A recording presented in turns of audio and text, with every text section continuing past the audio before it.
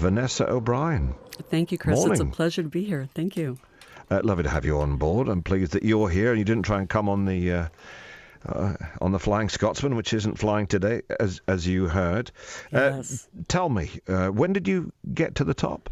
So the very Hello? hi, yes, it was July 28th was our summit day or summit bid. It took me 3 years, so by no means was this an easy task, and a 16-hour summit bid window. So can you imagine 16 hours? Extraordinary. To get to that very top. You're in the Guinness Book of Records for some crazy things. You've climbed the highest peak on every continent. Yes, that's right. So how many continents do we have? 7. Good. And you did it within within a year, is that right? A calendar year. 295 days. You've skied the last 60 nautical miles to the South Pole and the North Pole, is that right? Yep. And how many kilometers in a nautical mile? Go on, tell me. It's all right. 111 kilometers. Oh, thank you. Goodness me. And you've also run marathons? Yeah, it's just one. They're very hard. In fact, that one's the worst. I think the marathon's worse than putting all of those mountains together. Okay. You grew up in Michigan. People can tell from your accent, I'm sure. But you saw sense later in life and came to live here. Is that right? I did, absolutely. I saw the light. And married to a Brit? I did, yes. 20 years. So, I suppose the most obvious question for doing all these things, Vanessa, is why? I can't use that phrase because it's there. That's taken. Although that was a very, very popular phrase. So, for me, I think there's a couple of reasons why. One is, to prove that you can, to undertake a challenge and see if you can see that through.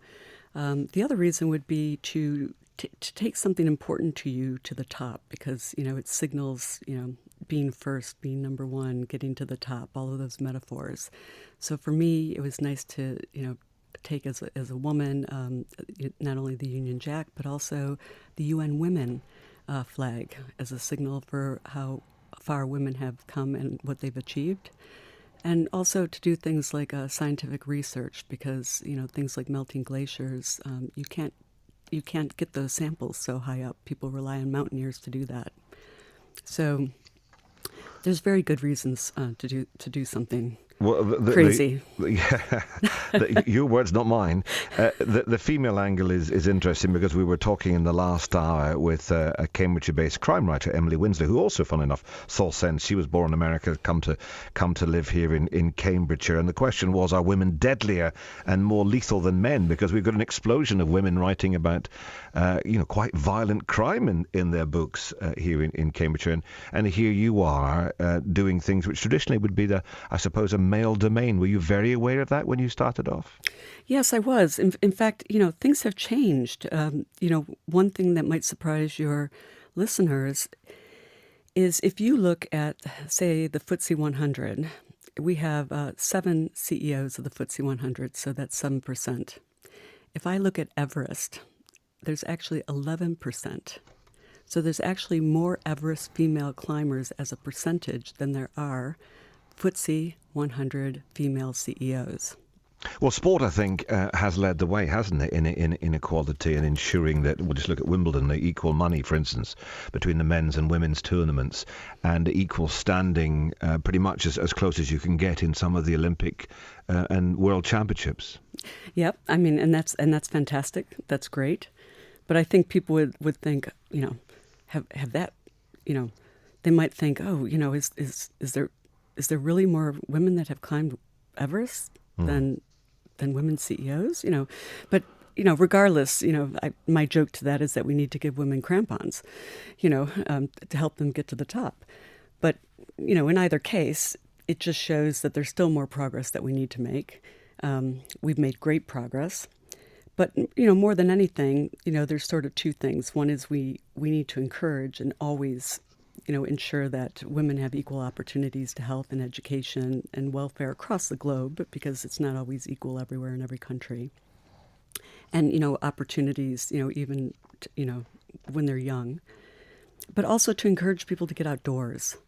Because no matter where we are, we see this more and more that people are playing with electronics and the iPads and the Well, iPhones. that was the theme of our first hour at 9 o'clock. We were asking about the violence that's on telly and on computer games. And one of our listeners messaged in and said, parents should get kids doing more outdoors, more charity work, more sporting work. Would the world be a better place if more people climbed mountains, Vanessa? Well, they would certainly be a better place if they spent time outdoors. And, mountaineering, the first phase of that is always trekking, but just getting them outdoors, just to experience, nature, remember nature? Very, you very don't have to definitely. watch it on TV. You can experience it. You can go outdoors and experience it live, real time. And there's so much to learn. So I really encourage, people of all ages, and this is not just kids anymore, but, to really go out and do the trekking. The UK has a tremendous opportunity for that, We certainly have. Not in Cambridgeshire in terms of heights, of course. I know you know Cambridge well, and Yes. you've been to visit us, but we're a bit flat here. Does that make you dizzy? Do you have to see mountains where you are? No, you can go from where we are now all the way, short train ride, not on the Flying Scotsman, of course, but other trains, and you can be to mountains. Of course, we have the Three Peak Challenge. There's all sorts of fun things to do. So get out and see nature and experience life, and that's what it's all about. Tell us about this latest great adventure to the top of K2. I mean, the stats are scary about the number of people that tried and fail, the number of people that achieve the summit and then die on the way down. How do you steel yourself for making a trip like that, which could cost you your life? Yeah, I mean it's very tough. An average expedition to 8,000 meters takes 6 to 8 weeks, so it's not one that you take lightly. So that's why I say over 3 years. I've spent 6 months on that mountain. The weather's just always going to be bad. So you can imagine, this was a good weather window when I described terrible conditions. There's a process of acclimatization. So if we go to Camp 1, come down, Camp 1, 2, come down, Camp 1, 2, 3, come down. And then we're really looking for that summit bid. And that summit bid in that window in which we'll go Camp 1, 2, 3, 4, and then summit, we're really looking for sort of those 4 days in which we'll have pretty good weather. And for me, the most important things about weather is the low winds, meaning less than 100 kilometers an hour. 40 would be nice.